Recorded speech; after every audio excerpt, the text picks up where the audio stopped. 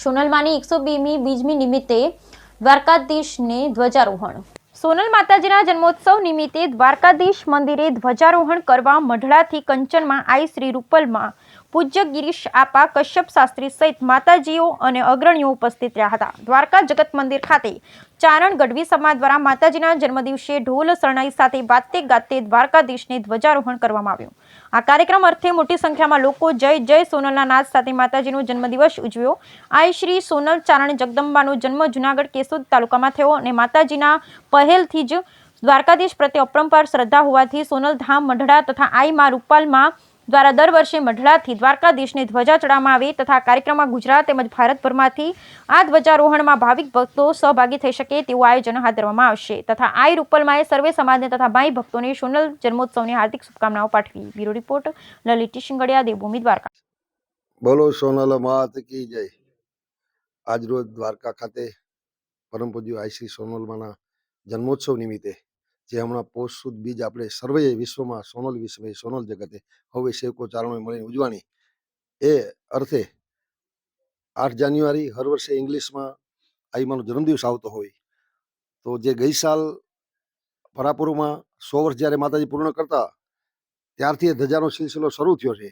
એ ધજા આપણે ખરેખર કાયમી દર 8 જાન્યુઆરી ઉજવાય એ ન્યાયે એ અર્થે આજરોજ પરમ પૂજ્ય કંચનબા માતાજી રૂપલમાં દરેક વિસ્તારના ચારણો શાસ્ત્રી મહારાજજી કશ્યપ મહારાજજી પણ પોતે આજ પધાર્યા છે. સૌ ચારણો સેવકો બધા મળી અને ખૂબ હર્ષોલ્લાસથી આજરોજ અહીંયા ધજા આરોહણ કરવામાં આવી અને પ્રથમ વખત આ ધજા હવે શરૂ થાય છે ત્યારે 100 વર્ષની તો ચડી. એ શાસ્ત્રીજીએ સરસ આપણા 4 કાર્યક્રમો આપ્યા છે એમની વિગત પણ એ આપશે ગત સાલની પણ અત્યારથી એનું શ્રેય પણ અમારે ભાટિયાના રામદેવભાઈને રામભાઈને મળ્યું અને પ્રથમ વખત જે આપણે ખૂબ રાજીપો વ્યક્ત કરી એ મળી અને હવેથી આ ધજા દરેક અલગ અલગ વિસ્તારમાંથી આપણા ચારણ સમાજની સમિતિ સેવક સમાજ બધા મળી અને અન્ય મંદિરો અન્ય માતાજીઓ આપણા કુળદેવીઓ એ રીતે આગળ ક્રમે શરૂ થઈને આગળ વધશે પણ દર વર્ષે એવું નિશ્ચિત થયું છે કે ધજા આપણે ચડાવશું દર અને આજરોજ ખૂબ હર્ષોલ્લાસથી બધા મળી અને માને ખૂબ બહુ પ્રેમ ભાવથી દ્વારકાધીશને ધજા ચડી. જય માતાજી. જય દ્વારકાધીશ. હું કશ્યપ શાસ્ત્રી કચ્છમાંથી આવું છું. ચારણ સમાજથી છેલ્લા 39 પેઢીથી અમે જોડાયેલા છીએ. આઈમાં જો કે ચારણ સમાજની અંદર દરેક દીકરીઓ આઈમાં જ છે, જગદંબાઓ જ છે, પણ આઈ સોનલનું જે સ્વરૂપ છે એને સમાજને નવી ચેતના આપી છે, નવા પ્રાણ ફૂંક્યા છે અને સમાજ જીવંત બન્યો છે એમ કહી શકાય. તો એ આઈમાના ગયા વર્ષે અમે શતાબ્દી વર્ષ અંતર્ગત દ્વારકામાં ઐતિહાસિક ધજા અમે તો ન કહી શકીએ પણ અહીંયા દ્વારકાના નિવાસીઓ એમ કહે છે કે આજ સુધી દ્વારકાના ઇતિહાસમાં એવી ધજા આવી રીતે આ પરંપરાથી કોઈએ નથી ચડાવી. તો શતાબ્દી વર્ષની 4 ધામની જે યાત્રા હતી હરિદ્વારથી લઈ રામેશ્વરમ, જગન્નાથપુરી અને છેલ્લે દ્વારકામાં 25,000 ચારણો ભેગા થયા અને ભવ્ય અને ઐતિહાસિક ધજા ઉજવી.